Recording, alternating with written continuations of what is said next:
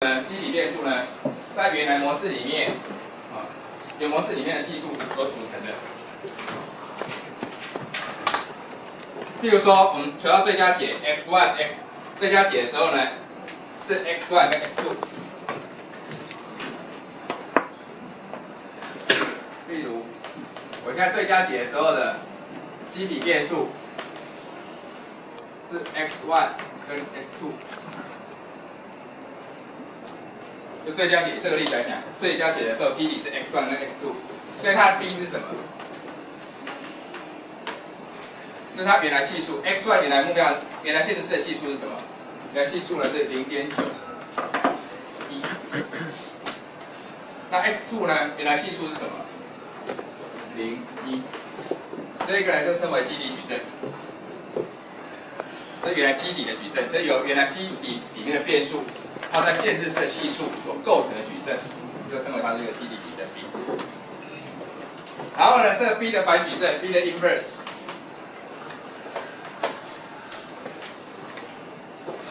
我们要从表格里面去 read B 的 inverse。这 B 的 inverse 呢，事实上也存在表格里面，存在哪里？也就存在我们在 select variable 的系数，限制式的系数，就是这边。 就这边，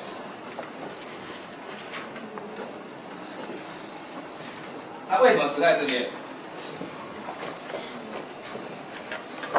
我们在整个求解里面啊，大家记得我们原来的限制式，我把一边的连起来一下。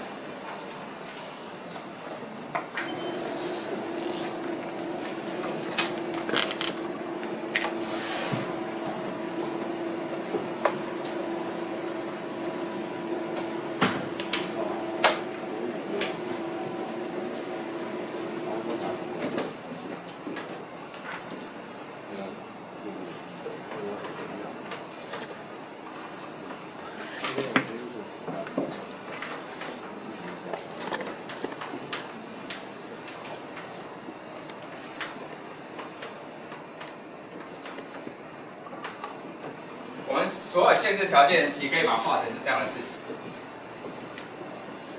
把它写成是矩阵相乘式，就基底变数乘上基底的矩阵，非基底变数乘上非基底的矩阵。那这边是右端常数的行矩阵。然后呢，我们事实上不管在代数运算或在表格运算，我们在做什么事情？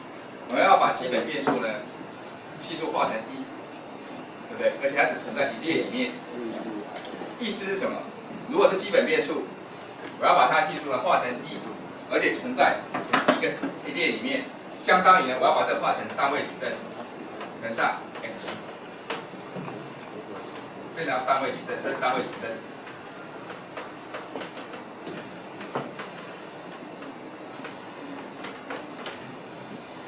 不管代数运算或在表格运算，我们其实都在做这件事情。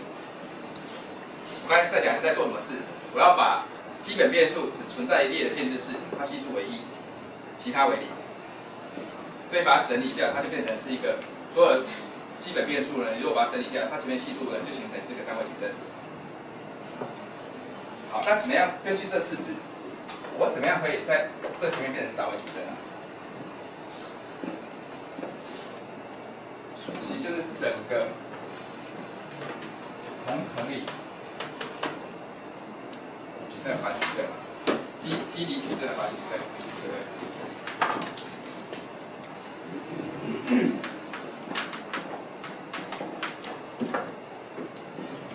所以我如果要把这边换成单位矩阵，实际上就同成一个反矩，所以这边变成 b 的 inverse 到 n x 跟 b 的 inverse， 这样没问题。 这个我在讲这个动作，我现在是把它写成矩阵的运算方式。事实上，在前面代数运算或表格运算，跟这个是完全一模一样的，在做同一件事情。然后我现在进过来讲说，好，我们在整个模式呢，我刚才讲说，所有的变数 ax 加上单位矩阵乘上 s。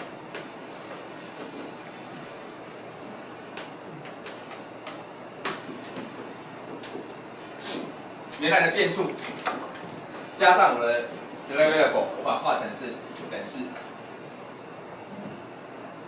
然后先不管中间，我说我整个运算呢，事实上是同成一个 B 的 inverse， 把 xb 换成单位矩阵。在做运算的过程，其实我就在做这件事情了，一直把基本变数换成单位矩阵，它系数呢要换成单位矩阵，基本变数的基底矩阵一直换成单位矩阵，不管是代数运算或者是表格运算，都在做同一件事情。所以乘上 B 的 inverse 把它换成单位矩阵，所以你也可以把它视为这边呢，我把 B 的 inverse， 我在整个运算过程，相当于在这个变数这边呢，我也做了一个 B 的 inverse 乘上单位矩阵乘上 S。前面我就不管了啊，先不管。我事实上在做同样，我不管做表的列运算或者代数的取代，都在做同样一件事情。所以意思是什么？这个 B 的 inverse 乘上单位矩阵是得到什么 ？B 的 inverse 得到。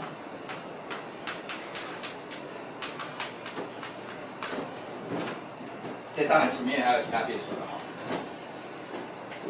它这意思是什么？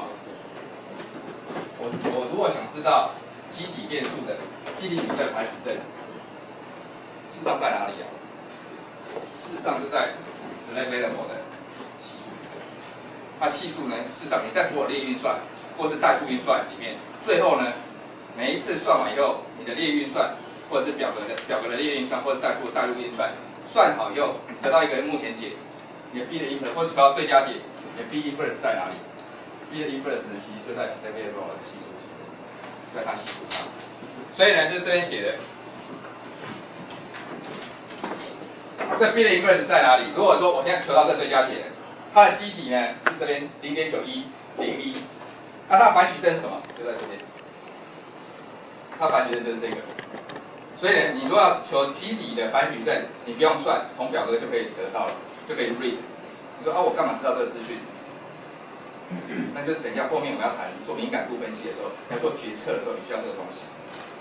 你要进一步，我得到这个目前解的最佳解，我要进一步做敏感度分析的时候呢，我需要 B 的 inverse 这个资讯。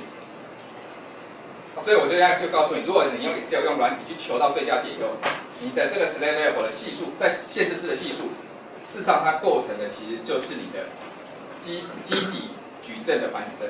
所以从这边就可以读到 B 的 inverse。你就可以根据这资讯呢来继续往下做了。啊，但你也可以说，哎，我把原来基本变数把它基底矩阵找出来，然后自己做一个反矩阵也可以啦。只是你要耗费时间，你还自己去做反矩阵。啊，所以只是告诉你，你如果已经求到最佳解了，你不要再去做反矩阵了，反矩阵就在这边，你直接读就好了。那你也不要去说，加一个单位去算边际价值，边际价值就在它的系数里，就在这边。啊，这个呢，等一下我们后面会讲敏感度分析，就知道怎么样利用这 B 的 inverse， 怎么利用边际价值。来进一步帮助你做决策分析，那我们等一下会再看。现在在这边呢，我只是告诉你，当你求到最佳解的时候，你的表格除了告诉你 x1 这边是2000， x2 呢，因为是非基本变数是0， x1 呢是0， x2 是1000，除了这个解以外，它还可以告诉你什么事？所以我现在就告诉你，从这边我可以告诉你，资源它如果有剩，它资源边际价值；资源如果没有剩，好，那边际价值就存在它的 select variable 上面，你就知道这资源的价值是多少。你如果拿来买卖，这就是你的参考的基准。好，那你如果进一步做敏感度分析怎么做？我们等一下会讲。你进一步要做敏感度分析，好，我需要现在基本变数矩阵、基底矩阵的反矩阵，你也不用重做，就在这边，你从表格就可以 read 出来。根据这个呢，你就可以继续往下做，去做进一步的政策的讨论或者决策的讨论。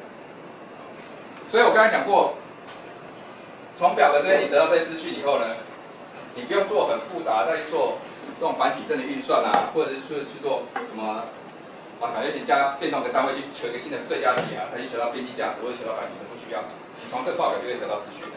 所以你用相同的软体，不同软体它就会提供你这个报表，不同系数矩阵，你就可以从这边去读到你要的资讯。根据这资讯呢，你就可以往下去做决策分析。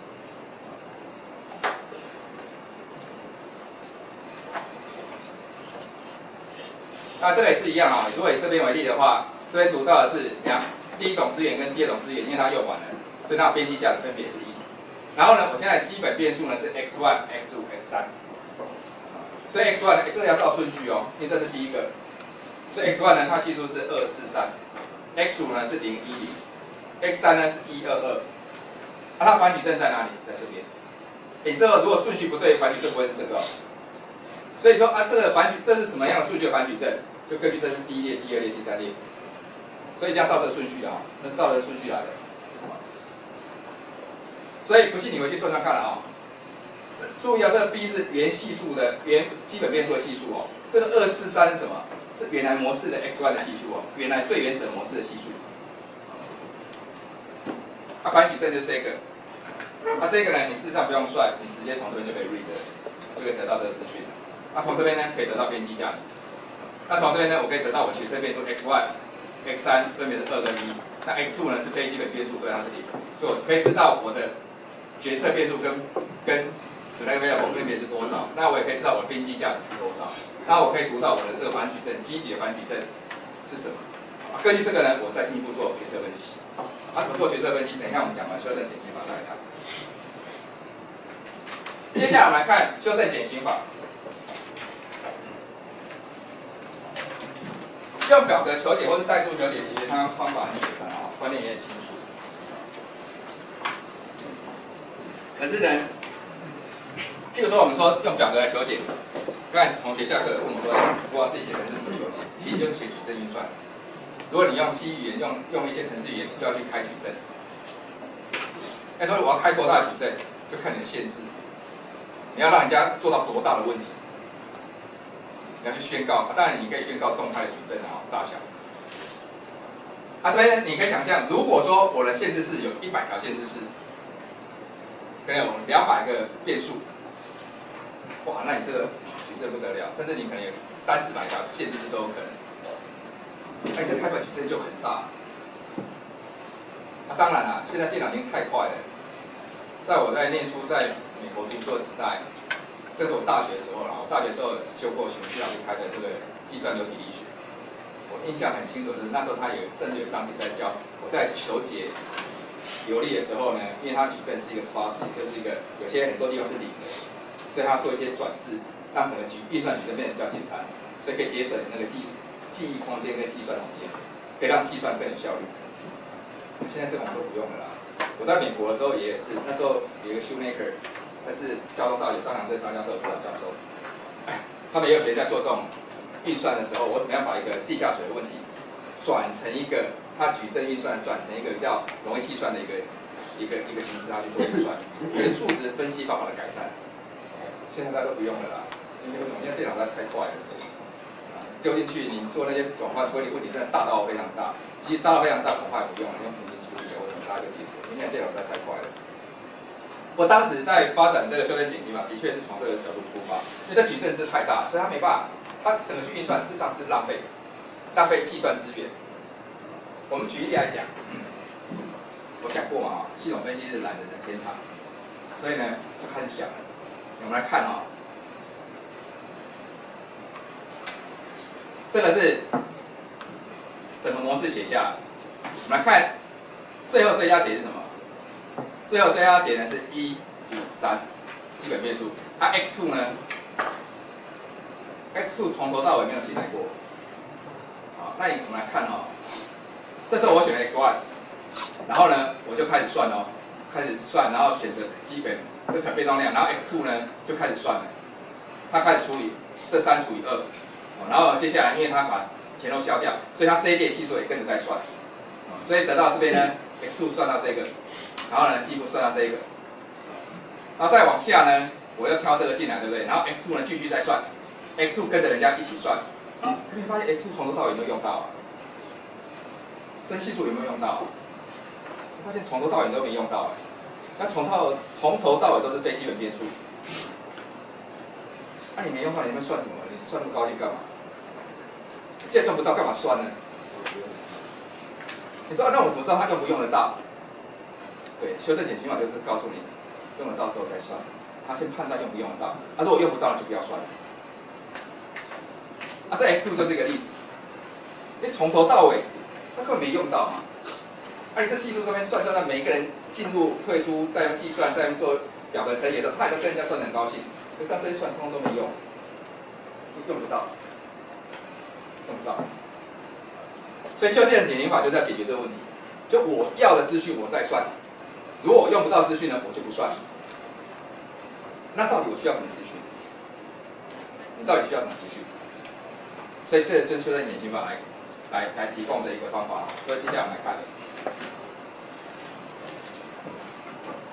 所以原来我刚才讲表格求解里面，如果整个，尤其我刚才讲说，如果限制式很多、变数很多的时候，你做大量的运算，其实上是很没效率的，因为有些变数基本上它可能从头到尾根本没有进入机体过，所以它从头到尾呢根本不需要去算它，你根本用不到，所以那就浪费时间了哈。所以基本上我们就需要的时候才用。好，我们来回想一下哈，我们在做线性规划减精法，我们第一个动作是什么？我们刚才说整理表格，对不对？整理表格完以后呢，我们要做什么事情？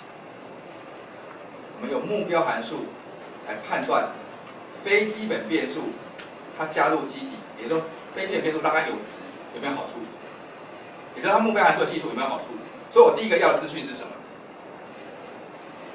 非基本变数的目标函数系数，这是我要的。我第一个要这个东西。所以好，等一下我就来计算所有的非基本变数到底它的目标函数系数是变成什么样子。我要这个资讯来做判断，所以这是我要的。好，有这个东西以后呢，接下来我要决定最小可变动量。最小可变动量我需要什么东西？第一个，现在基本变数的值是多少？也就是右端常数。第二个呢，我所挑的这个，只要我挑的那个非基本变数就好了，我没有挑的我都不要。我被挑到的非基本变数是哪一个？好，那这个非基本变数，这时候的限制式的替换率是什么？所以替换率就是在目前的基底变数之下，我的系数嘛，所以它是对基底变数的替换率。好，那这替换率是多少？所以我要的是什么？非基本变数限制式的系数，这是在目前的基底之下它的系数，也就是它的替换率。再来呢是右端常数的限制右端常数。有这个呢，右端常数除以系数呢，我决定了最小可变动量。这是我要的。其实你要只有这两个。然后呢，我一直做这两个动作。当我非基本变数的目标函数系数都没有加入基底有好处的时候呢，这时候就是最佳解了。最佳解等于什么？所以我要知道目标函数值是多少，变数值是多少。最后求解我需要知道这两个东西。所以好，修正减析法我们整理以后就说，你在做决策，你到底要什么东西？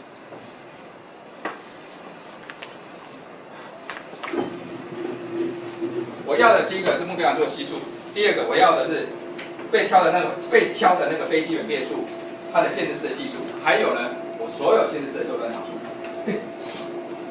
最后求解出来用目标函数值跟变数值。好，接下来我们就来看我们怎么样得到非基本变数的目标函数系数。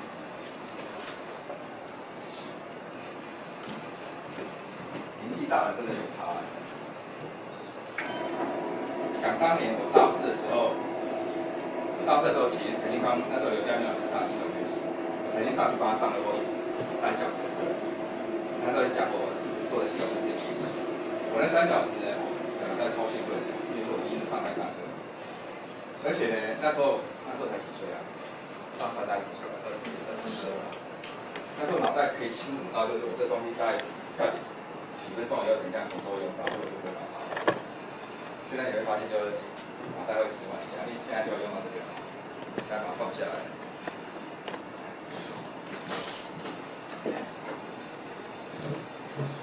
人家常说40几岁呢是身体开始转换的一个阶段，真还蛮像的。所以我自认为还蛮年轻的，我真的如果相对于20岁，像你这个年纪，还是有差。像以前熬夜大概3、4天在美国，可以3、4天不睡觉。我在美国念书的时候，曾经2、3天这样不睡觉，因为电脑中毒。不知道是不是中毒，那时候可能也是，反正电脑出问题。开玩笑，电脑出问题不是开玩笑的，所以所有东西要全部备份出来，然后重新再关，大概2、3天没睡觉。其实也还好。而且像在台湾环岛，就从台湾这样绕一圈不睡觉也还好。现在叫我连续开车开到加油，大概就受不了，就超过台中我可以坐高铁。除非是带小孩去玩慢慢开，不然实在是没有那个力气。跟精神层面的支持力已经差很多。你们都还年轻，所以还 OK。好，我们来看，我刚才讲过，我现在需要的是，第一个我需要资讯是非基本变数目标函数的系数。好，那我们根据刚才的事实，我根据这个呢，我可以得到这个式子。那把它整理一下呢，就相当于是 xb 乘上乘以 b 的 inverse 到 b 减掉 b 的 inverse 到 n。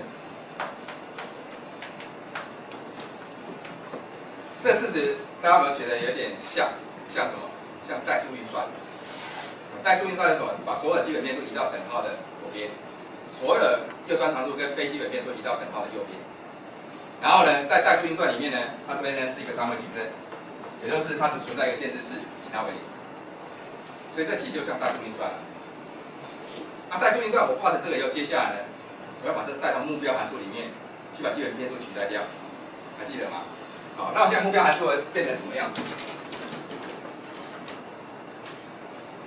我目标函数的 z 原来是我们用 cb 到 xb 加上 cn 到 xn。cb 跟 cn 分别代表基本变数跟非基本变数所对应的系数矩阵的列矩阵。好，那现在我就是把它取代进去。在我们代数求解是一次只带一个式子啊，我现在等于用矩阵运算，整个把它带进去。所以呢，这边得到什么 ？cb xb 呢变成带进来 b 的 inverse 到 b 减掉 b 的 inverse 到 n。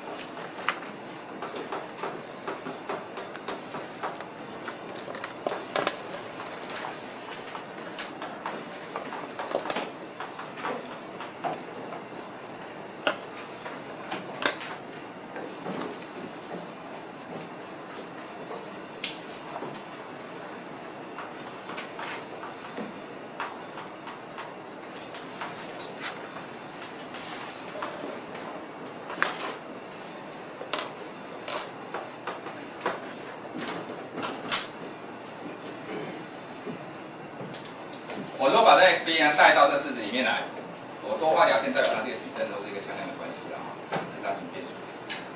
所以把 xb 带进来，然后稍微做整理一下，得到这样式子。那这边呢 xn 是非基本变数，如果非基本变数为0的话，这一项是什么？这项其实就是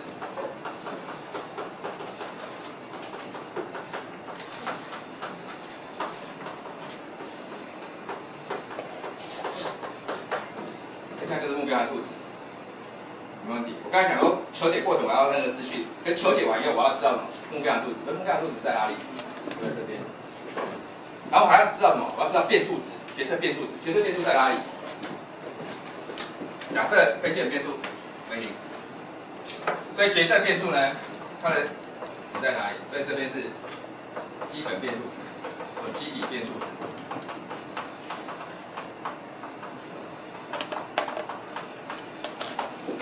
非基底变数当然为0嘛，哈，基底变数呢就是 b 的 inverse 到 b， 所以我如果求解完，求到最佳解，其实我如果要记变数值就在这边，我要目标函数值就在这边。好，那我刚才讲回到，刚才说我如果在计算过程里面，我第一个需要的资讯是什么？我需要非基本变数加入有没有好处？所以我需要怎么判断？我判断非基本变数的目标函数系数。所以非基本变数目标函数系数在哪里？在这边。